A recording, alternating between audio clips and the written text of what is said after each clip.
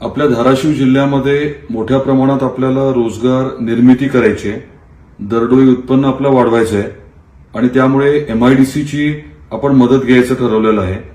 एमआयडीसीच्या माध्यमातून वेगवेगळे औद्योगिक क्षेत्र आपण विकसित करतोय. कौडगावचं 2,500 एकरचं औद्योगिक क्षेत्र याची तर आपल्याला माहिती आहे. तिथे आपण टेक्निकल टेक्सटाईल पार्क आणायचं ठरवलंय. आदरणीय देवेंद्रजींच्या मदतीने 2019 मध्ये या बाबतीत आपण निर्णय घेतला होता. काम देखील सुरू झालं. दुर्दैवाने मध्ये ठाकरे सरकार आलं आणि त्या कालावधीमध्ये 2.5 वर्ष काम बिलकुल थांबलं होतं. आता आपलं सरकार आल्यानंतर एमआयडीसीने टेक्निकल टेक्सटाईल पार्क स्वतः करण्याच्या बाबतीत घोषणा केली आणि त्याच्या अनुषंगाने सध्या एस्टिमेट्स बनवण्याचं, अंदाजपत्रक बनवण्याचं काम चालू आहे. पुढच्या महिन्यामध्ये प्रत्यक्षात एमआयडीसीच्या कामाला, विकास कामांना सुरुवात होणं अपेक्षित आहे. कौडगावच्या व्यतिरिक्त आपल्याला काही दिवसांपूर्वी अजून एक मान्यता मिळाली, ती म्हणजे तामळवाडीला. आपल्याला माहिती असेल की तामळवाडी जे आहे ते तुळजापूरचं शेवटचं गाव आहे. त्याच्यानंतर आपल्याला ही कल्पना असेल की लगेच सोलापूर आहे. सोलापूर शहरातले मोठ्या प्रमाणात उद्योजक जे आहेत ते आपल्या तामळवाडीच्या एमआयडीसीमध्ये गुंतवणूक करायला तयार आहेत.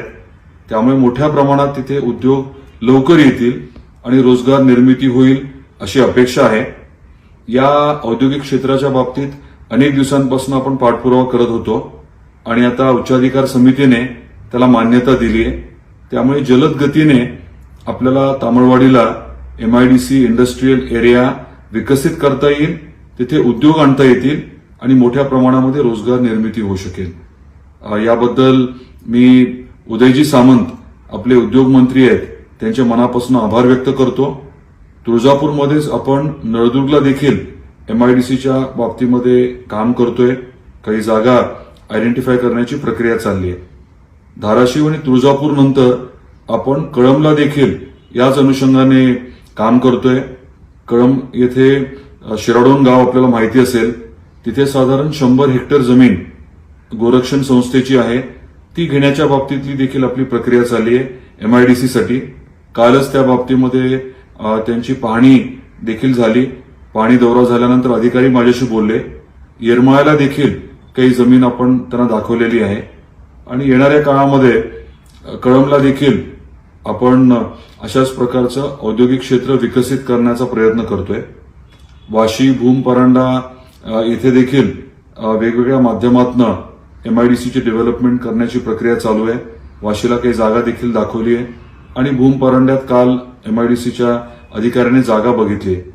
त्यामुळे आपल्या पूर्ण धाराशिव जिल्ह्यामध्ये प्रत्येक तालुक्यात एमआयडीसी व्हावी, वेगवेगळ्या प्रकारचे उद्योग मोठ्या प्रमाणात यावे, रोजगार निर्मिती मोठ्या प्रमाणात व्हावी, यासाठी आपण प्रयत्नशील आहोत आणि सर्व नेते मंडळी यांनी देखील या प्रक्रियेत सहकार्य करावं अशी माझी विनंती आहे. त्याचबरोबरीने आपले जे नागरिक आहेत त्यांनी देखील या प्रक्रियेत आपला सहभाग, सक्रिय सहभाग नोंदवणं गरजेचं आहे. आपल्या ओळखीचे जे उद्योजक असतील, व्यापारी असतील, त्यांना आपल्या भागामध्ये गुंतवणूक करायला कसं लावता येईल ते जरूर आपण बघा. त्यांना जास्तीत जास्त सवलती मिळवून देण्यासाठी आम्ही प्रयत्नशील आहोत. आपल्या जिल्ह्यामध्ये उद्योग आणण्यासाठी आपण देखील प्रयत्न करावे. मोठ्या प्रमाणामध्ये आपल्या भागातल्या लोकांनी देखील स्वतःहून पुढे येऊन उद्योग व्यवसाय सुरू करावे यासाठी आपण प्रयत्नशील आहोत.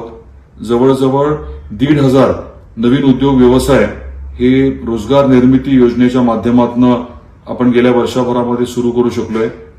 आता वेगवेगळ्या योजना आहेत. विश्वकर्म योजना आहे, प्रधानमंत्री स्वनिधी योजना आहे, प्रधानमंत्री मुद्रा योजना आहे.